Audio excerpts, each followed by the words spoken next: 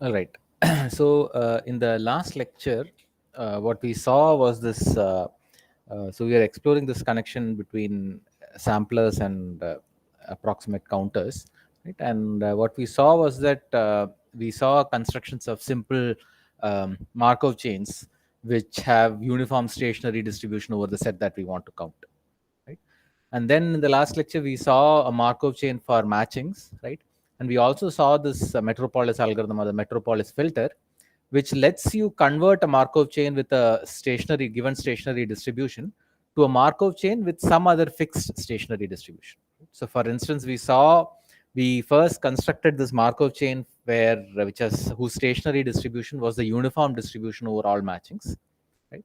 And then we looked at this Gibbs distribution over matchings, and we said how to convert this Markov chain that we have to a different Markov chain using the Metropolis filter to get so that the new Markov chain has the Gibbs distribution as its stationary distribution, right?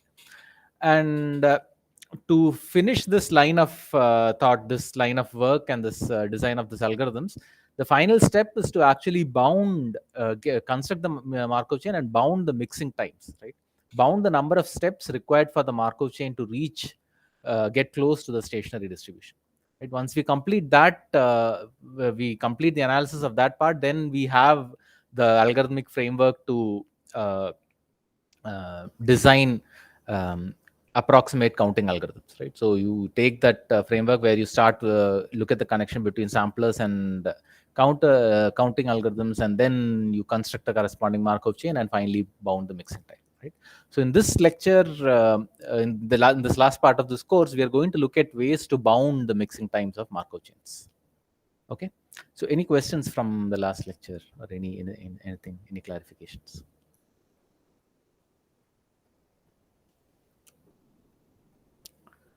Okay. so to formally understand, to bound to the so we need tools to mathematical analysis tools to bound these mixing times. Okay, so what do we mean by bounding the mixing time? Well, so the distance, so we say that the Markov chain has reached close to the stationary distribution by saying that the distribution over its state space is close to the uniform distribution or the stationary distribution in some sense, right? And the way that distance is defined is using what is known as the total variation distance. Okay, so total variation distance is a distance measure that can be defined for any two distributions, d1 and d2. Okay? So take two distributions d1 and d2 over the same set omega. Okay? So these are the same support omega, right? Which means that the non-zero probability values for d1 and d2 are on the set omega, right?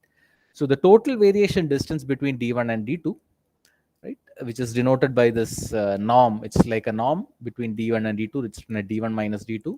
The total variation distance is just half of the sum of absolute value of individual differences, right? So for each x in omega, you look at the absolute value of the difference between d1x and d2x, and you sum it over all x and omega. That gives you the total variation distance. Okay, so when we say that a Markov chain is close, the distribution of a Markov chain is close to its stationary distribution, what we mean is that the current distribution of the Markov chain over its state space, the total variation distance between that distribution and the uniform distribution is small, right? The small will be parameterized by a parameter epsilon, right? And what we are interested in to know is how many steps do you need so that the total variation distance between total variation distance between the state of the Markov chain and the the stationary distribution is at most epsilon. Okay, there is an alternate way in which you can define total variation distance, right? And that is this is the equivalent definition, which is that it is look at all subsets of omega, right? Omega is your state space. Look at all subsets of omega, and then look at the absolute value of the difference between d1a and d2a, right? D1a is the sum of d1x over all x in, not omega, it's a. uh, just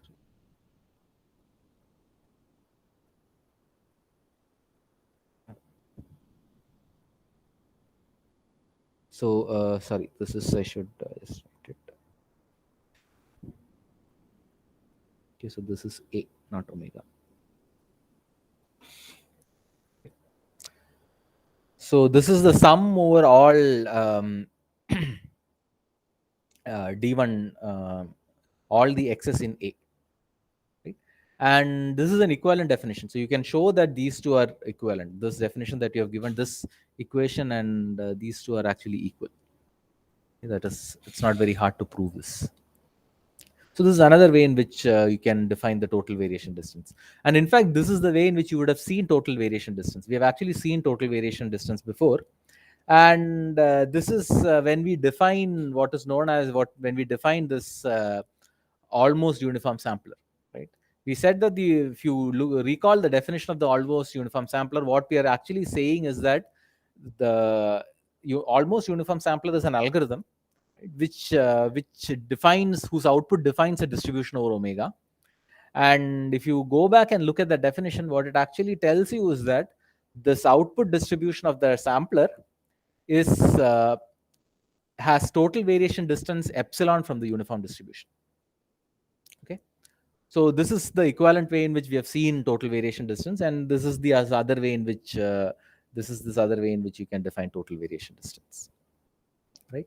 So when we want to bound the mixing times, when we want to say is that how close in total variation distance does the distribution over the state space get towards the stationary distribution. Right? So there is a, as you run the Markov chain, there is a distribution over the state space. How close is it to the stationary distribution when the distance is measured with respect to the total variation distance? Okay, and this is what we are going to bound. Okay, any questions so far?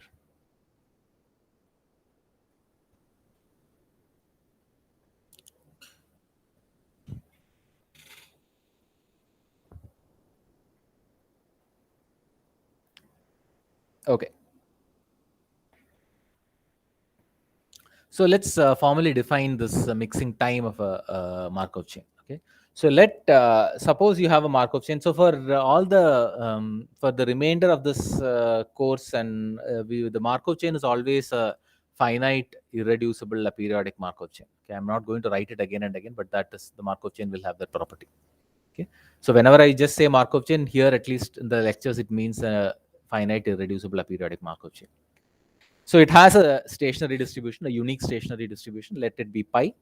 Okay, it's over a state space omega. Correct. Now, given a state x in omega and a time step t, you can look at the quantity p sub xt. Okay, so p sub xt defines a probability distribution over the state space of the Markov chain. Right? So you're starting from x. If you want to think about it, you're starting from x and you're performing a random walk for t steps in the digraph corresponding to that Markov chain.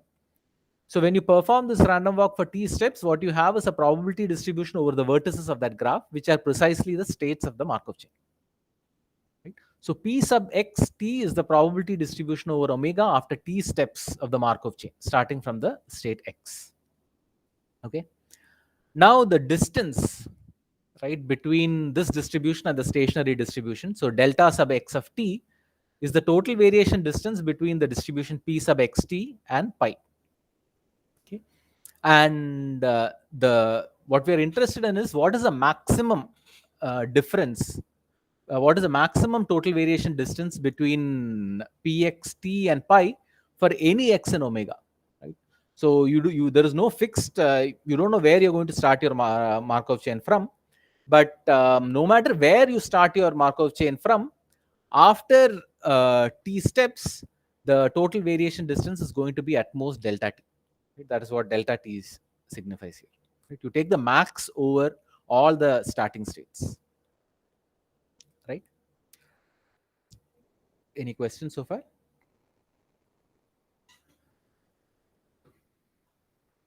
Okay. And the mixing time is defined as follows. Right? So for every x, you can look at the smallest number of steps after which the total variation distance between pxt and pi is less than epsilon. Okay, so that is the mixing time corresponding to that particular state x. Okay, so you start from a state x. What is the smallest number of steps that you must take before the distribution pxt gets close to gets epsilon close in total variation distance to the stationary distribution? Right, that is a mixing time for a particular start state x, and the mixing time of the Markov chain is the maximum over all starting states. Right? Look at tau x epsilon over all x and take the largest value. Right? So what it tells you is that irrespective of where you start your Markov chain from, the Markov chain MT will be epsilon close to pi after tau epsilon steps. It doesn't matter where you start from. After tau epsilon steps, this Markov chain will be epsilon close in total variation distance to pi. Okay? And this is the quantity that we want to bound.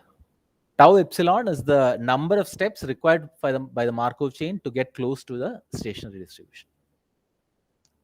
Okay, and we will say that a given Markov chain is rapidly mixing. Okay, if this tau epsilon is polynomial in 1 over epsilon and the input size. Okay, so notice that this input size here, this is not equal to the number of states of the Markov chain. Okay, this is not the input size.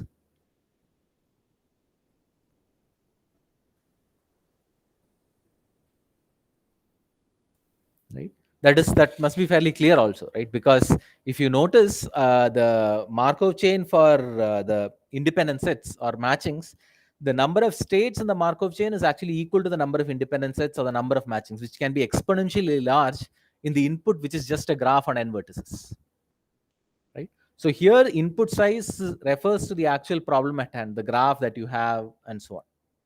Right, and it is rapidly mixing if it is polynomial in the input size and polynomial in 1 over epsilon. Right?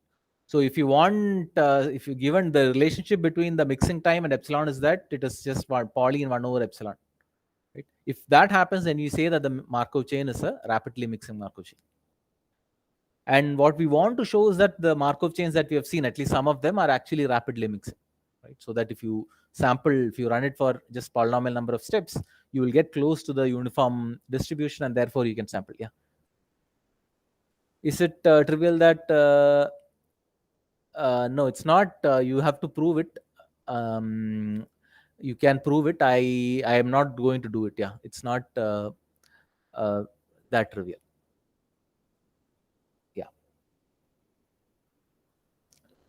So I think it is there in the book. I'm not going to prove it. Yeah, good question. Yeah.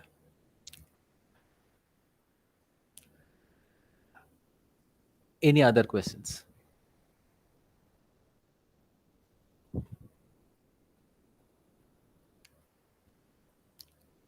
Okay, so what we want is to develop tools to bound this tau epsilon.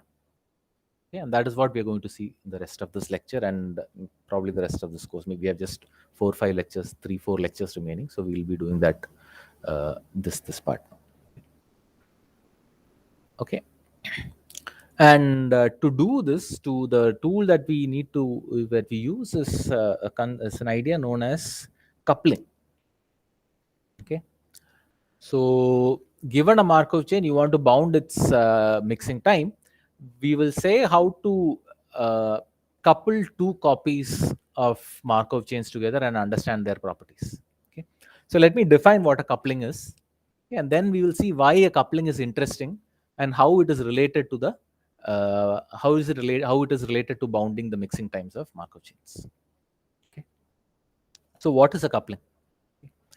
Okay, so suppose you have a Markov chain M sub t, okay, and it's over a state space omega. Okay. Now a coupling is going to give you a new Markov chain, okay, and it's going to be over omega cross omega. Okay. So you could think of it as 2 copies of the original Markov chain. Okay, so you have 2 copies of the original Markov chain. Call it xt yt. Okay, so xt is the state of the first copy at time t, and yt is the state of the second copy at time t. Okay. We will say that this Markov chain is a coupling. Okay, if these two conditions are satisfied. What are these conditions saying? It's telling you that suppose at the tth stage, the Markov chain zt is in the state x comma y. Okay, and let's look at the probability that at the next step xt plus 1. So at the next step you go to something like zt plus 1, right, which is nothing but xt plus 1 yt plus 1, right? So what this is telling you is that you look at the probability that xt plus 1 is x prime, given that in zt it was in x comma y, then it's same as though the original Markov chain, the probability of the original Markov chain going to x prime if its state at time t was x. Okay. Similarly, the second copy also behaves as though the original Markov chain is running on it. Right? So it's basically a way in which two Markov chains are combined such that both of them seem to be working. The transitions are as though similar, as same as the original Markov chain. Okay. Simplest coupling would be that you define the probability exactly this way. You define the Markov chain such that these are two independent copies of the same Markov chain, both of them running independently. Okay, that is definitely a coupling. You can define a new Markov chain. Given a Markov chain, you can construct a coupling where you have two copies which are running independently. Okay? But the only thing is that will not be very useful for us, because we'll see why it is not useful. We'll see. So what we want is a coupling where these two Markov chains are somehow related in some way, the transitions, but yet they satisfy these two properties. Okay. So as I said, each copy behaves like the original Markov chain. Okay? So where zt plus 1 is this correspondingly xt plus 1 yt plus 1. Right? So given a Markov chain, you can define different types of couplings. Right? There is no one way to define a coupling. You can have multiple different ways in which you can define couplings. We will see what properties the coupling should have which will make it useful for us. Okay. Ideally, what we want is that, so what do we want out of a coupling? Basically, if you want to apply it, what we want is the following. Right? We don't want them to be completely independent. We want them to be somehow, as the name suggests, they should be somehow coupled in some way, such that after a certain number of steps, both these chains xt and yt will get into the same state, and every subsequent transition, they will remain in the same state. So typically we want to define couplings which will have this property. It will start from, no matter where you start from, after some number of steps, you will both the chains will reach the same state, and every subsequent state of both the chains will be same. And if this happens, you say that the Markov chains are actually coupled, right? They're coupled together if this happens. And we want to define, so to understand the bound the mixing times of Markov chains, we want to define, we'll have to come up with couplings which will satisfy these properties. Okay. In the next slide, we'll see why we want to design couplings of that form. But before that, are there any questions here?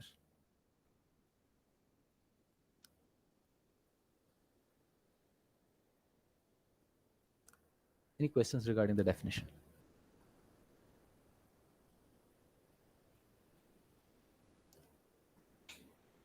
Okay. So why do we want couplings, right?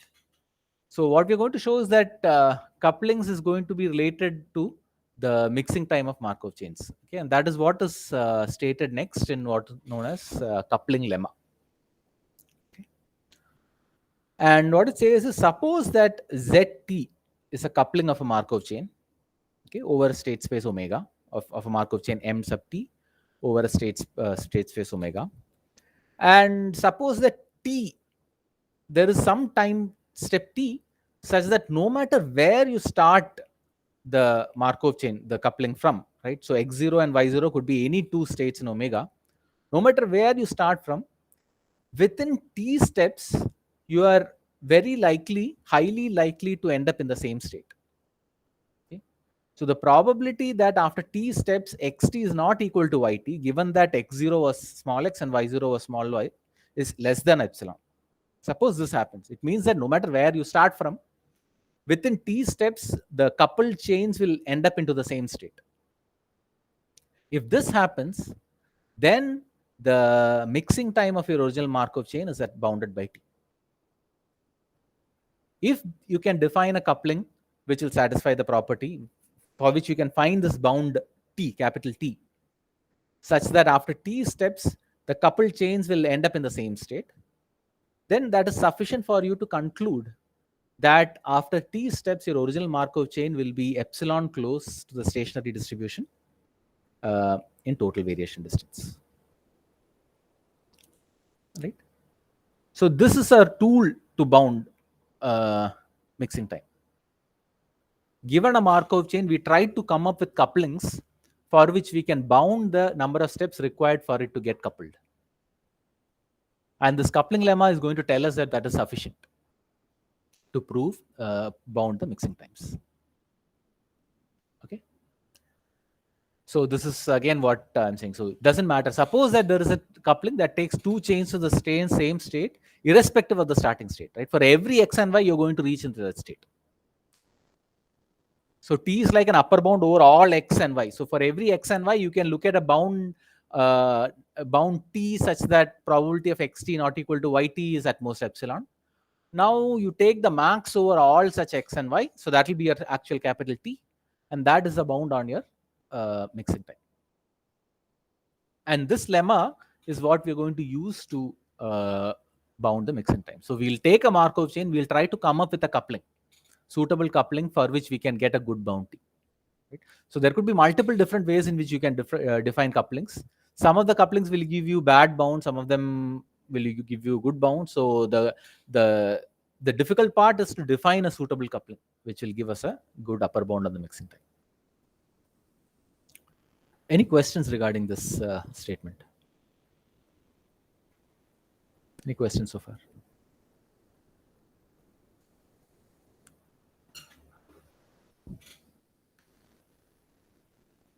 Okay, so let's just see a simple proof of this lemma.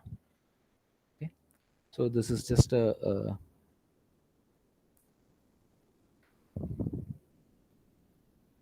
proof of the coupling lemma.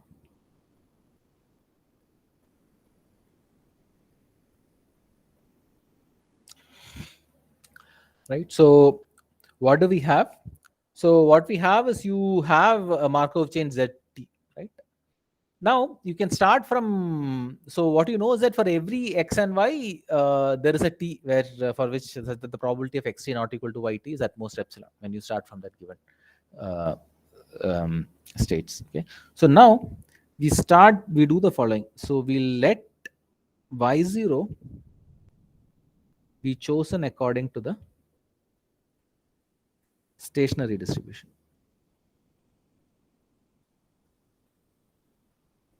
So once again, these Markov chains, they are always, we'll assume that it has a stationary distribution and so on, right? We are working with these nice Markov chains. Okay. And so you have y0, which is chosen according to the stationary distribution, and x0 is an arbitrary state.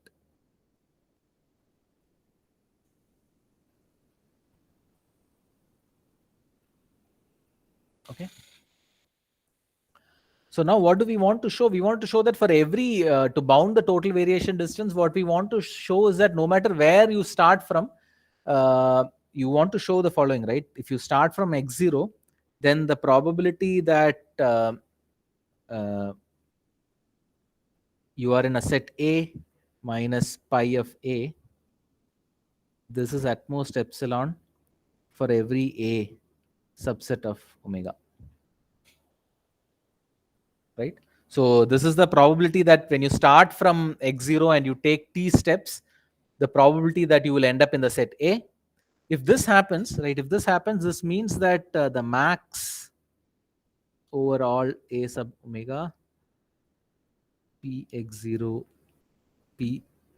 t A minus pi of A is at most epsilon.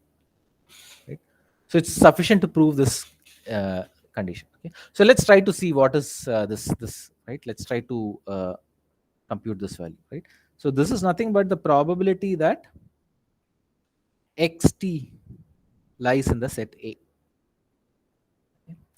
Now, the probability that xt lies in the set A is clearly at least the probability that uh, yt lies in the set A and xt is equal to yt. Right? This is clearly the case. And this is nothing but 1 minus, you can apply a union bound. This is 1 minus the probability that yt is not in A minus the probability that xt is not equal to yt. Right? Now, this is the probability that yt is in A minus this quantity, is bounded at most by epsilon. So this is at least probability yt in A minus epsilon. And the probability that yt is in A, this is pi of A. Right?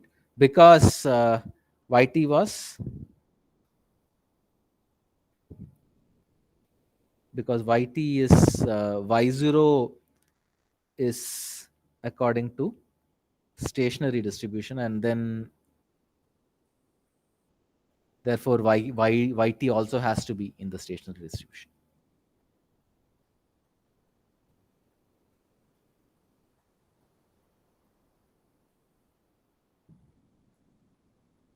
Right? So once you start from a stationary distribution, you don't move away. So therefore, yt is also in the stationary distribution, and therefore this tells you that um, the difference, right? So what it tells you is that pi A minus epsilon is at most is right. So this probability that xt of A is at least pi A minus epsilon, and we also need to show that this is at most pi A plus epsilon.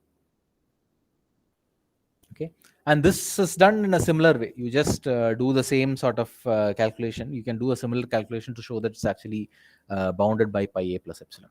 Okay, so it's a simple enough proof. Okay, so what you do is you bound this quantity. What you do for this part here, what you look at is the probability that xt is not in A. This is at least the probability that yt is not in A and xt is equal to yt. Right? And then you do the same steps that you have done before, and then you will get this bound that we want.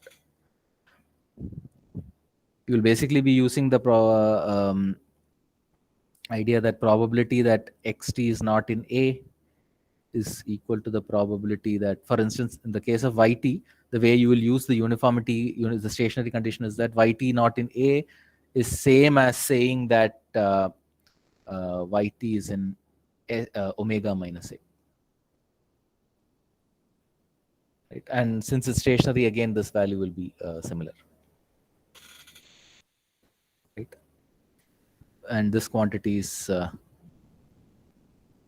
pi of omega minus A. So it's not a very difficult calculation to do. Okay. So it's a simple enough proof, the coupling lemma. It has a simple enough proof. And what it tells you is that it's sufficient to bound the mixing time. It's sufficient to construct a suitable coupling. Okay. Any questions so far?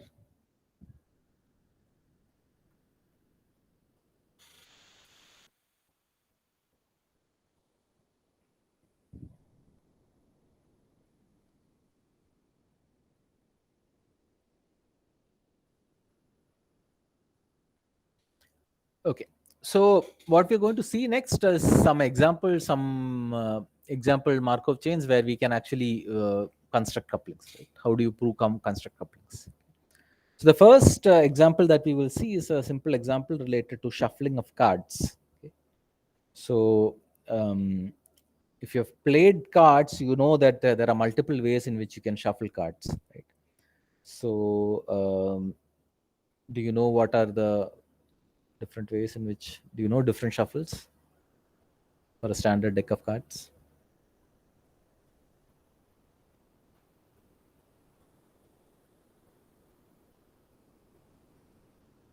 I hope you've played some cards, right? So how do you shuffle? Do you know what are the different types of shuffles? Or what sort of shuffle do you do?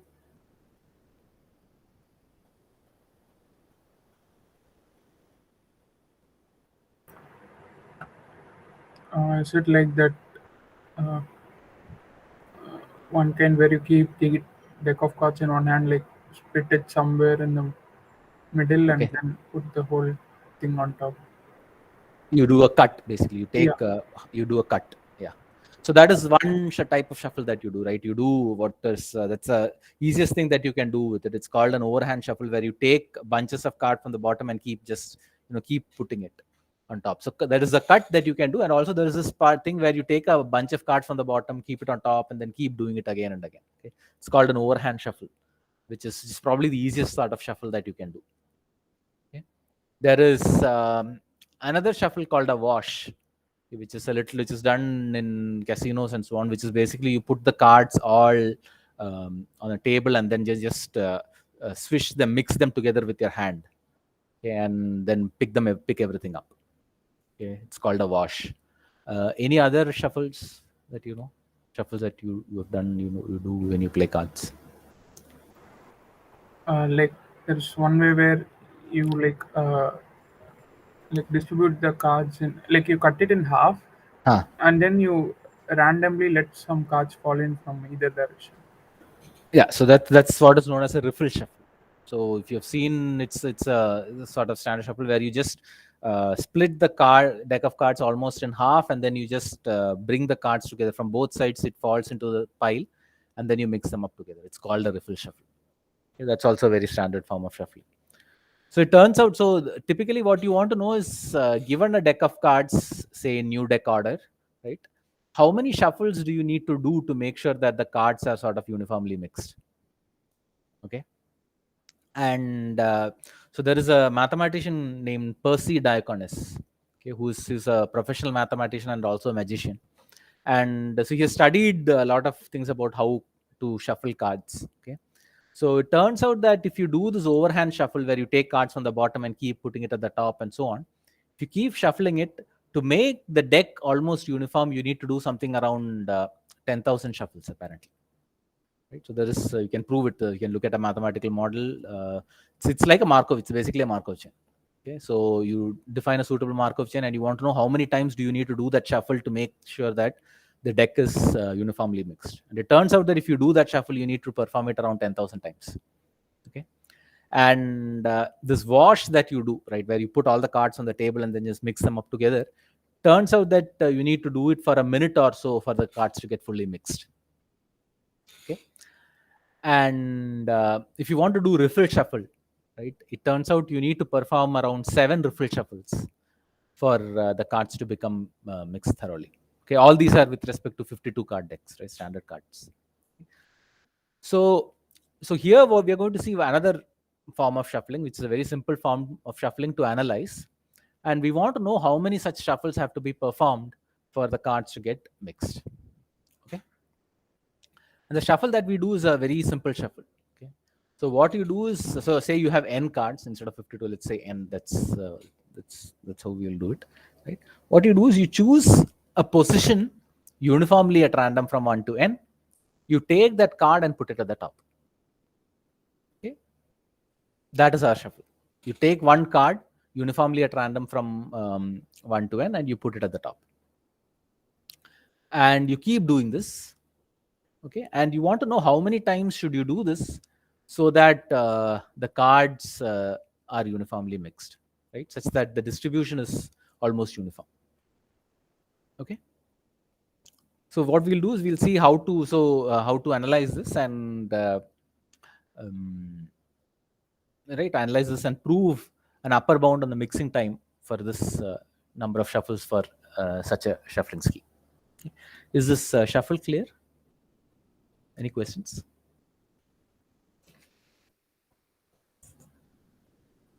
Okay. So the question is, how many shuffles do you need to perform before the cards are uniformly mixed? So anyway, so there is an underlying Markov chain corresponding to this shuffling process. So what is the state space of that Markov chain?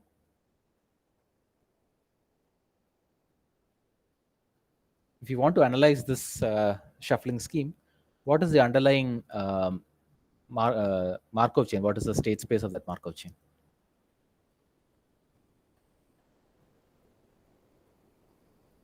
The order of the cards, right? Okay. So it's basically the set of all permutations, right? All permutations of 1 to n of the n cards, those are the state space, right? So you start with some ordering, and each shuffle takes you to a new permutation. Okay. So after performing, say, 100 shuffles, that defines a distribution over the set of all permutations of these cards, and you want to know how many times should you do the shuffle so that the distribution that you get is like the uniform distribution over all the permutations. Okay. And we are looking at this one very particular Markov chain where you, from a particular location, you have n possible locations you can go to, right? Because there are n possible ways in which you can choose I. Each of them you will go to the corresponding permutation. Okay. What about this Markov chain? Is it irreducible, aperiodic?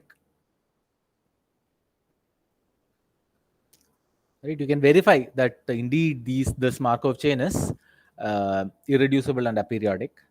Okay, so you can just work it out. It's like a small exercise.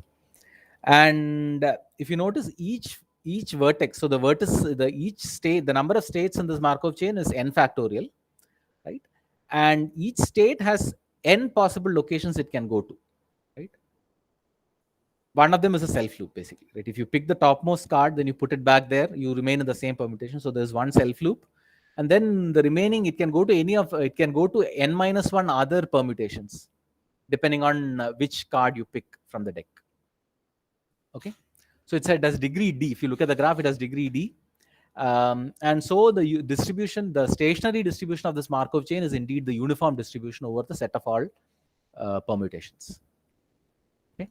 What we want to show is that this Markov chain is rapidly mixing with respect to that stationary distribution. Right? So if you do this, then within number of steps, that is polynomial in n and 1 over epsilon, the resultant distribution will be epsilon close to the uniform distribution. Okay. Any questions so far?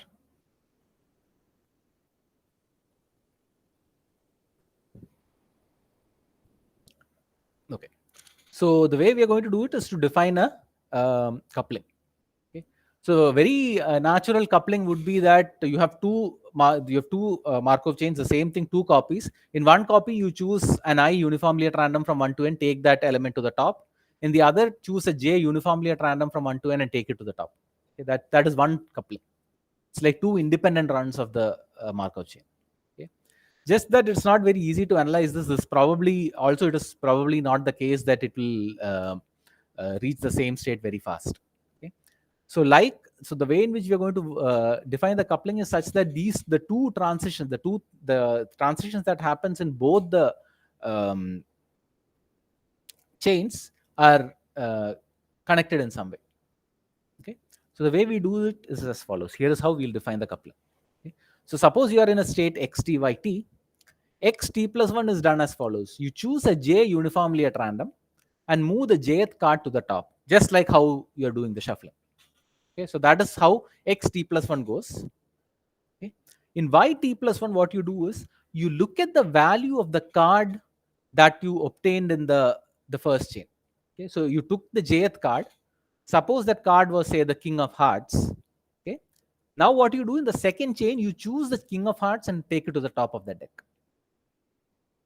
Okay. You don't choose uniformly at random one of the positions, but rather you look at the card that was picked in the first chain, you take the same card and put it at the top in the second chain also. Okay. Is the steps clear?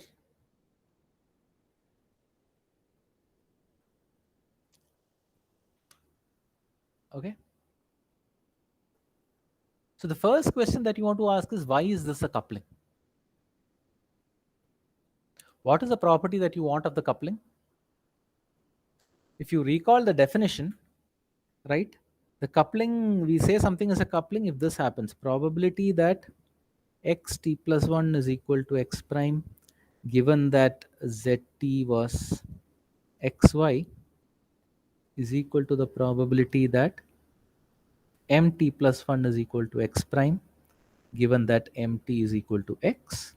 Similarly, the probability that yt plus 1 is equal to y prime, given that zt is equal to x comma y, is equal to the probability that mt plus 1 is equal to x prime, given mt is equal to x. So mt is equal to y prime, given that mt is equal to y. Right? These are the two conditions that are required. Right?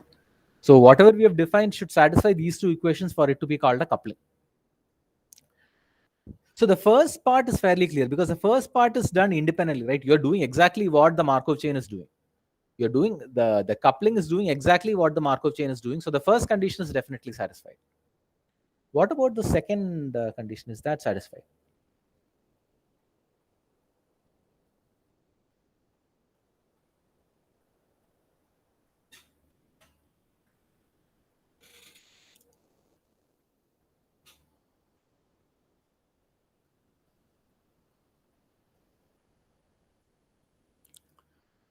Is the second condition satisfied?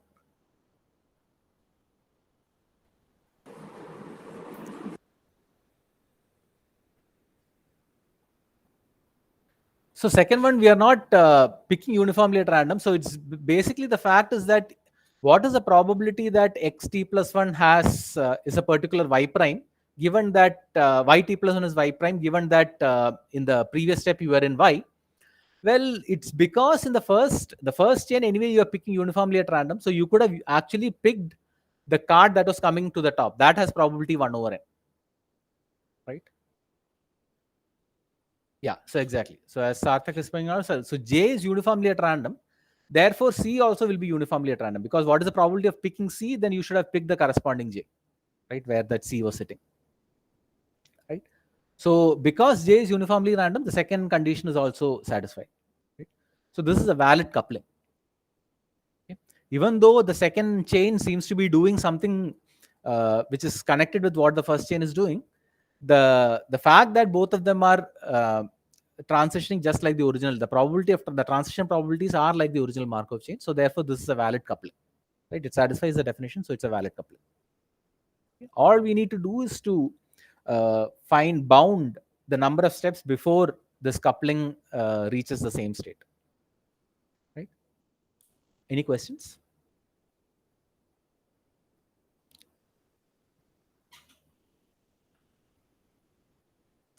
Okay. So let's try to bound this. Right? We'll make a couple of observations and then the answer will be very clear. Okay. So in fact, one crucial observation, right, which is that once a card reaches the top of the deck, okay, then the position of that card in all the subsequent states is same for both the chains. Right? Notice that you take the chain xt, okay, you choose a j uniformly at random and you move the corresponding card to the top. In the second chain, what you're doing is you're looking at the same card and taking that out of the deck and keeping it at the top. Right? So after that step has been performed, the card at the top of the deck is the same card. Okay. And now in every subsequent transition, right, the position of that card will remain same. It might keep going down because you're going to put more cards on top. Or if at all you pick that card again, then because of the way in which you have defined it, you will be picking the same card from the other side also. And again, it will go to the top. Right. So once a card has reached the top of the deck, then that position of that card in both the chains will be the same. Right? No matter, they will go down or up in the same way in both the chains. Right? So as soon as that card reaches the top of the deck, then it is every subsequent transition that deck is going to, that card will be in the same position in both the decks. Okay. Is that observation clear? Any questions regarding that? It's a fairly straightforward observation. Right? Because this is because of the way in which the coupling has been defined. Right? The second one, you're actually looking at the card that was picked and put at the top, and you're taking the same card and putting it at the top. Because of that, once it reaches the top, then its position is fixed. So what this means is that once all cards have been put on top of the deck at least once, both xt and yt will have the same ordering of cards. And from then on, no matter what you do, both the decks will have identical orderings. Right? As soon as you pick every card has been picked at least once, right? Then correspondingly, that card will be in the same position in all subsequent transitions. Once that has been done, then both the decks will be identical. The ordering will be identical. And no matter how many times you run the Markov chain after that, both the decks will remain in identical identical orderings. Right? So all you have to do is to count the number of times you have to choose cards so that every card is picked. Right? Because as soon as a card gets picked, its position is going to be fixed in both the chains. So as soon as all n cards have been picked, the ordering of both the chains will be identical and they will remain identical forever. Right? So what will be the bound? This is like coupon collector problem, because this is exactly the coupon collector problem. Yeah. Right? This is exactly the coupon collector. You have n coupons. You want to know how many times should you sample coupons uniformly at random so that every coupon has been seen at least once. Right? So you see at least if you see a coupon once, what it means that it will go to the top of the deck, after which its position in both the decks are identical. Right? So you have n coupons. You're picking coupons uniformly at random. How many times should you pick so that every coupon has been seen at least once? It's a coupon collector problem. Right? So what it means is that if you do something like n ln n plus cn steps, right, then the probability that there exists a card that was not selected is at most e power minus c. Okay, this is the same coupon collector analysis. So therefore, what you can say is that if you choose c to be ln 1 over epsilon, right, then the probability that there exists a card that was not selected is at most epsilon. Right? The probability that there exists a card that was not selected is same as the probability that after so many steps, both the decks are not in the same order. Right? So the number of steps that you require is n ln n plus n ln 1 over epsilon. Okay, so it's polynomial in n and ln 1 over epsilon, and therefore this Markov chain is rapidly mixed. Right? So this quantity is basically it's the probability that xt is not equal to it.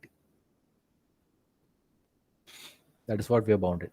And then the coupling lemma applies and tells you that you need this is the mixing time of this Markov chain. Any questions regarding this?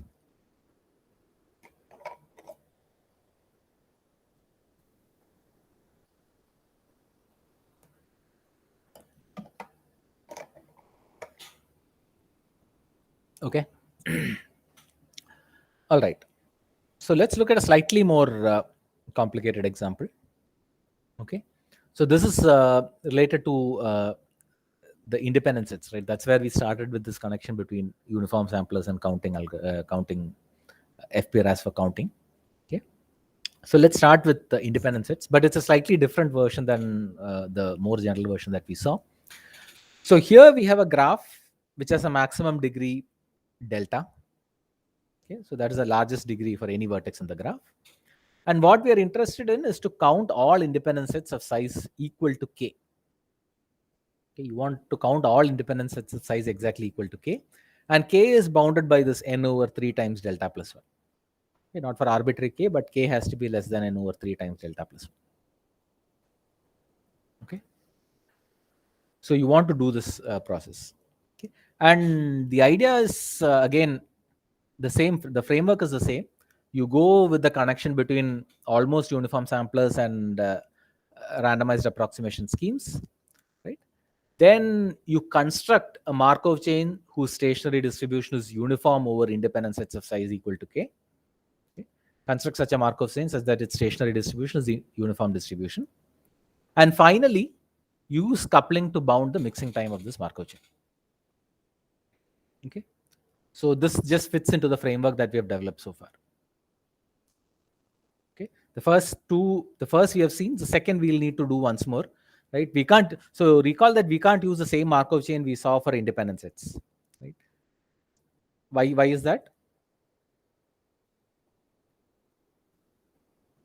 So we saw an Markov chain for independent sets when we studied stationary distribution. So why can't we use the same Markov chain? What will be the problem?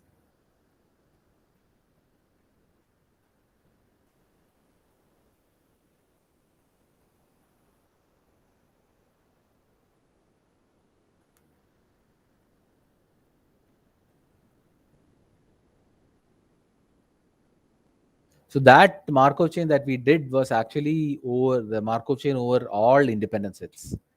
The stationary distribution of that Markov chain is the uniform distribution over all independent sets. Whereas here we want a distribution that is uniform over independent sets of size k.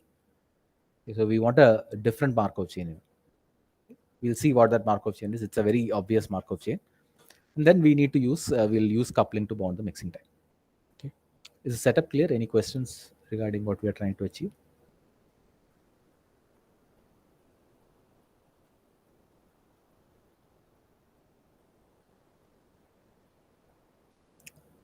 Okay. So let's see how to construct this Markov chain. Okay. So what we're going to do is we're going to define a transition for given an independent set I. We'll define a transition for this independent set. Right? Where do you go to? So your state space, you're going to define a Markov chain whose state space is the set of all independent sets of size k. Okay? And we will define transitions. Okay. So now when we define a transition, we want to make sure that we go from an independent set of size k to another independent set of size k. Right? We don't want to go to an independent set of some different size. If you recall the other Markov chain there, what we did was we'll try to remove a vertex and so on, or add a vertex. Here, what we need to do is to, even when we remove a vertex, we'll have to add something so that we still are the independent set we have is still an independent set of size k. Okay? So it's a very straightforward Markov chain. Okay? So what you do is you choose a vertex v in the independent set and a w in the vertex set of the graph uniformly at random. Okay? So you're given an independent set, you choose a vertex from that independent set uniformly at random, choose a w which is any vertex in the graph uniformly at random. Okay? Then you check if you remove v and add w, is it still an independent set? If it is, you do it. Otherwise, you keep it as it is. Right? So for every every independent set, you choose two vertices. One is a vertex uniformly at random from the set itself, and another is an independent set from V. Okay. So it's an independent set of size k. Okay, you need to be an independent set of size k, right? Because you might choose W from the set itself, right?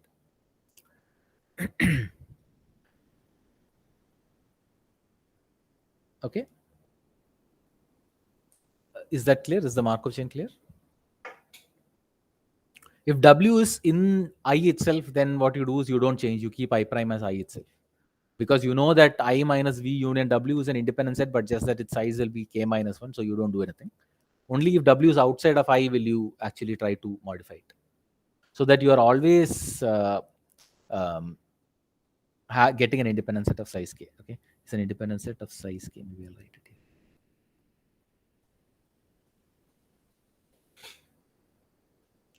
here. Is this Markov chain clear?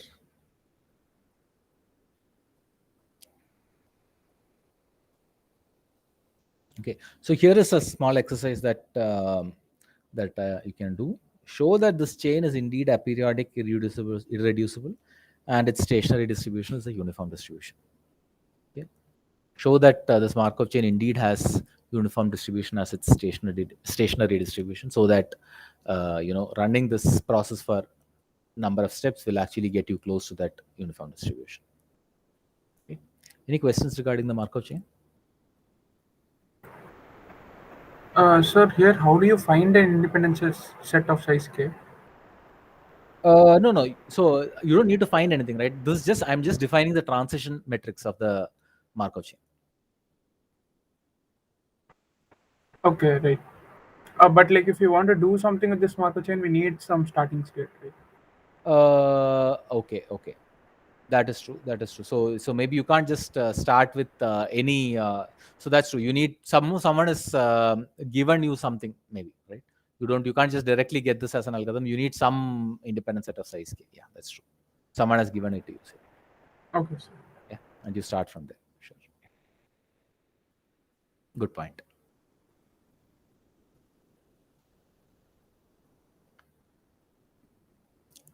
Any other questions?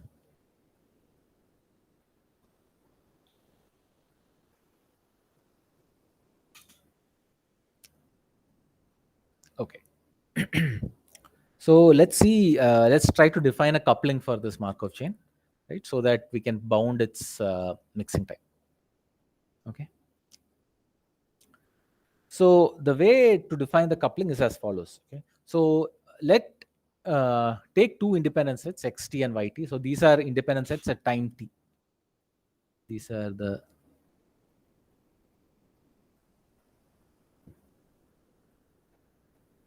independent sets at time t. Okay. Now you can look at, so these can have possible intersection, right? So this is the intersection which is two. So xt intersection yt is a set of vertices that are present in both independent sets xt and yt. Correct. And what you can say is that the symmetric difference, right? Xt, cardinality of xt minus yt, the set of elements in xt that are not in yt and the set of elements in yt that are not in xt, they are equal, right? Because both xt and yt are independent sets of size k. So the set difference is also of the same size. So you can define a bijection between these two sets. The bijection, so given xt and yt, that bijection is sort of like a canonical bijection. What you will do is you'll take the smallest numbered vertex in xt and map it to the smallest numbered vertex in xt minus yt and map it to the smallest numbered vertex in yt minus xt. Think of it like a canonical bijection. You know that such a bijection must exist because these two sets are of equal cardinality. Okay? And take such a canonical bijection. This exists. Now the coupling is going to be defined with respect to all of this. Okay? So the way the coupling is defined is that so you need to define xt plus 1 and yt plus 1, right? So xt plus 1 is done as follows. You choose a v uniformly at random from xt and you choose a w uniformly at random from v. This is exactly like this thing here, right? The same step is going to be done, right? Xt plus 1 will be if xt minus v union w is an independent set of size k, otherwise xt plus 1 is same as xt. It's the same transition as what was done in the original Markov chain.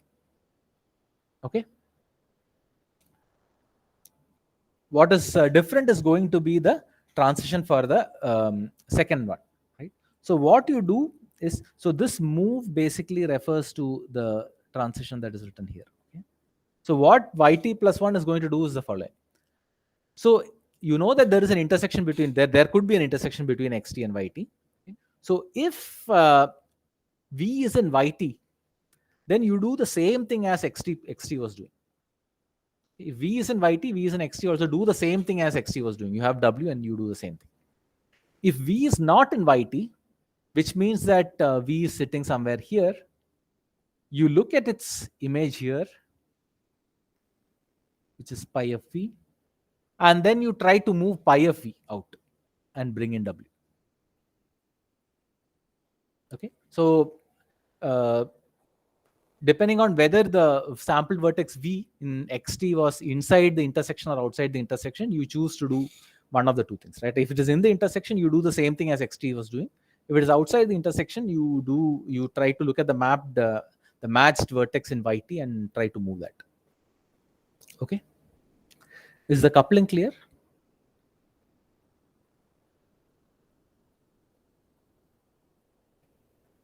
Any questions regarding this coupling?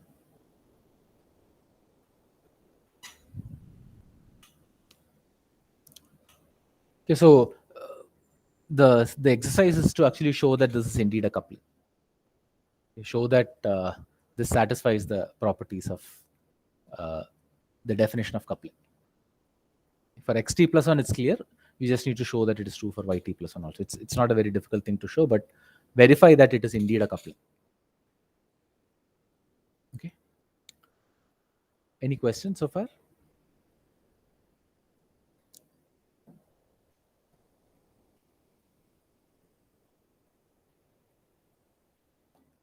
Okay, so let's try to show that this coupling is going to take both these chains into the same state.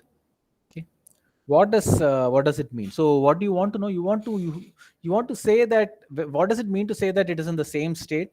What it means is that you want to actually grow the intersection and reduce the set differences, right? You want to keep growing it. So how likely are you to grow the intersection, and how likely is the difference going to grow, right? That is what we want to measure. That is what we will have to bound if you want to bound the number of steps required for the coupling to actually, for the two chains to get coupled, right? So we will look at this quantity, which is d sub t, which is the amount by which the independent sets differ, okay? xt minus yt. We will look at how much does it grow, right? Well, how likely is it to grow, large or small? So we want dt to keep growing smaller and smaller, right? We want to make it keep growing smaller and smaller so that finally both the sets are identical. Okay. So notice that if both sets are identical, then it will not both the chains will transition to the same independent set, right? If you look at this definition, the coupling, right?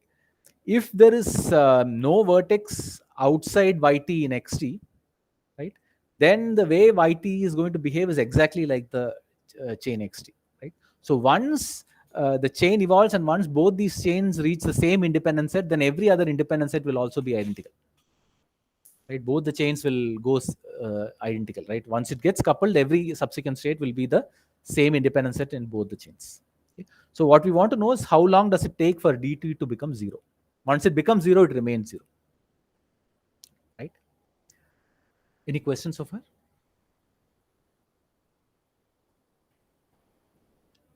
Okay.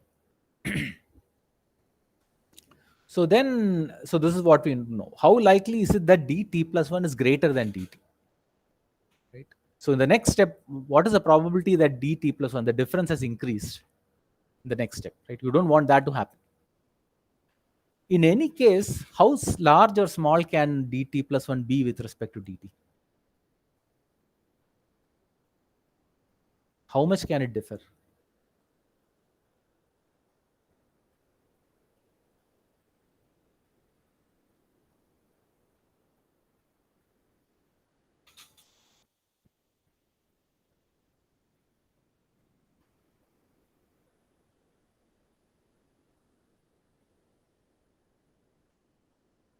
How much can it differ in one step?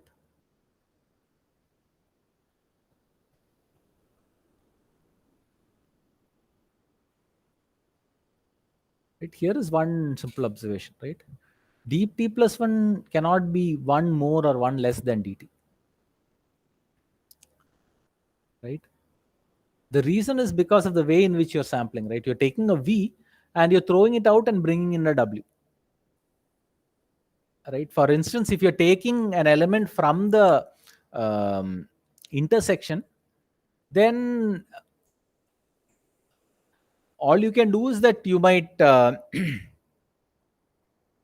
if you're removing that element, you might either bring in a new element, right? So if you're taking a v, then the element that you bring in is the same for both the chains, right? If you take a v which is in xt intersection yt, then according to the way in which the coupling has been defined, you say that you pick a w and the w you use for both for xt plus 1 and yt plus 1, right? So in any case, since the same w is used to replace whatever was there in the independent set, dt plus 1 is never going to differ from dt by more than 1. Okay. So all we want to check is what is the probability that dt plus 1 is dt plus 1 and dt plus 1 is dt minus 1? That is what we want to measure. So these are the two things that we want to bound. Suppose that dt is greater than 0. What is the probability that dt plus 1 is dt plus 1 and dt plus 1 is dt minus 1? We need to bound these two probabilities. And then from that, we will actually try to bound the mixing time itself. Any questions so far?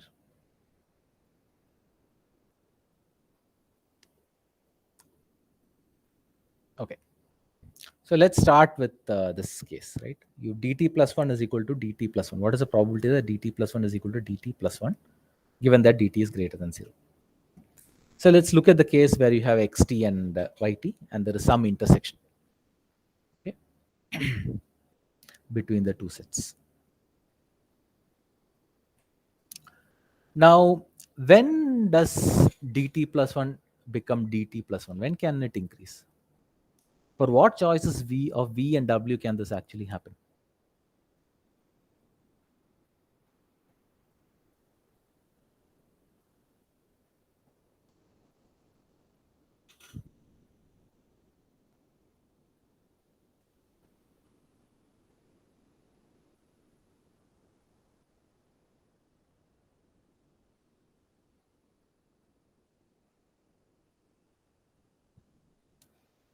It will increase if w is adjacent to v or pi v. Not necessary, because w might be adjacent to some other. There's a neighbor in xt minus v and not in yt minus pi v. So the first question is, suppose v lies here, right? Then will this lead to increasing? Will this lead to dt increasing? Dt plus 1 becoming larger than dt? Suppose we lay outside this intersection.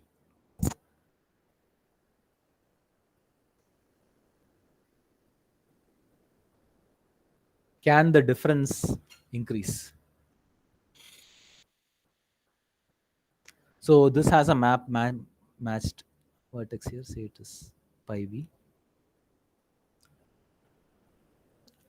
Will this increase? This can't increase. Why can't this increase? Because the way in which this is going to analyze is, you're going to look at a w. Okay. Now you're going to throw away v and you're saying, let me try to introduce w. Okay. Now what can happen, right? So it is possible that you can throw away both v and pi v and add w. If that happens, then w will fall into the intersection and the difference would go down, right? It is possible that in one of the chains you can remove v and add w, but in the other one you cannot. But in which case dt plus 1 will be same as dt. Right? There are two possible cases that can happen. Right? It is possible that xt minus v union w is an independent set, and so is yt minus pi v union w. This is also an independent set. But if this happens, you've removed v and pi v and you've added w, that goes into the intersection. So your difference has reduced. Okay, so it will not increase at this case. The other case might be that xt minus v union w, this is not an independent set, whereas the same argument will work on the other side also. Whereas yt minus pi v union w is an independent set. In this case, what happens is that you get this pi v is replaced by w, right? In which case dt remains dt plus 1 remains same as dt, right?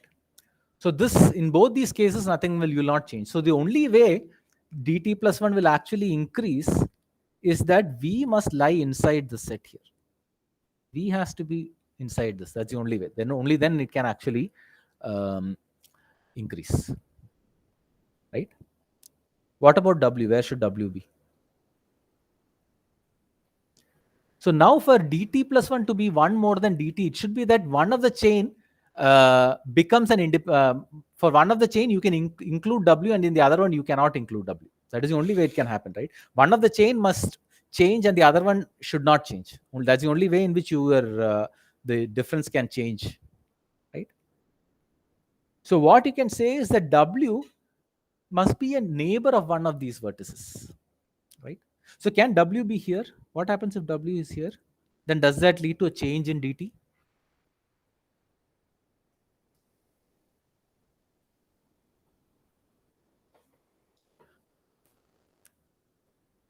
So if w is here, then clearly xt minus v union w we are not going to change, right? Because of the definition, we are not going to remove v and add w because w is inside xt. So nothing will change here. But what about yt? If yt nothing changes, you can't add w, then what it means is that yt remains the same, in which case the difference remains the same. But if it indeed you could add w and remove v, what will happen is that v will go out, w will go in, and the dt remains the same, right? So w must be outside the set. Now the w, suppose w is not a neighbor to any of these sets. Suppose w is not a neighbor of xt and yt. What it means is that you can add w and you can, what this would mean that xt minus v union w and yt minus v union w are independent sets. Both of these are independent sets, right? Because w is not a neighbor of any of the vertices in the independent set. Therefore, you could remove v and add w, and in both cases you will get independent sets. So both of them are transitioning in the same way, so you are not going to change anything. Right? So the only way this increase will happen is if w is actually a neighbor of one of these vertices, either one here or here. W must be neighbor of at least one of these vertices in these sets. V has to sit inside the intersection, and W must be a neighbor of vertices in xt minus yt or yt minus xt. That's the only way in which you can actually have the case that dt plus 1 is equal to dt plus 1. It must be one of these cases. So can you tell me what will be a lower bound for this probability?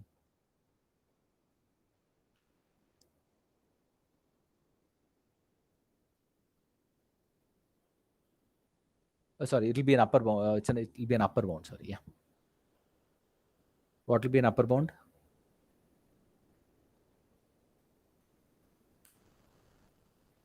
So here is what it will be, right? So what this is the, you're choosing V uniformly at random from xt, right? So there are k vertices in xt, and out of which dt are sitting outside. You want to choose the remaining ones in the intersection. So k minus dt is here. V must be chosen this way. And W must be such that it is a neighbor to one of these vertices, either here or here, right? The number of vertices, sorry. The number of vertices here is dt. This is also dt. So there are two dt such vertices. The degree is bounded by delta.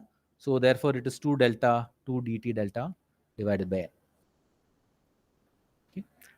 So the probability that dt plus 1 is dt plus 1 is at most k minus dt divided by k times 2 dt delta by n. Is this okay? Is this clear? So this is the probability by which the difference can grow. Now similarly, we want to know what is the probability by which the difference will go down. Right? What is the probability that dt plus 1 is equal to dt minus 1? So we are almost out of time. So I'll just write this down. You can think about why it should be this. Okay. So what you will want to say is that V has to be picked somewhere here. Okay. And then you can argue what W should be. It's just the opposite of whatever we saw earlier. Okay. So this will be like a lower bound. We'll see. We'll analyze this maybe tomorrow. Right now we are out of time. And with this in hand, we will finish. We'll complete the analysis of this coupling in the next lecture. So this I'll just leave it as a small exercise for you to try. It's there in the book. It's written why it is the case. So what I have written, I think, has a small typo, but you can find out what is the actual value. Okay. So we'll finish this proof tomorrow, and then we will see a little more advanced ways in which you can use couplings, right? To actually look at, say, for counting all independent sets, and some ideas about how to count perfect matchings, right? So that's what we will do. We will continue tomorrow. Okay. Any questions?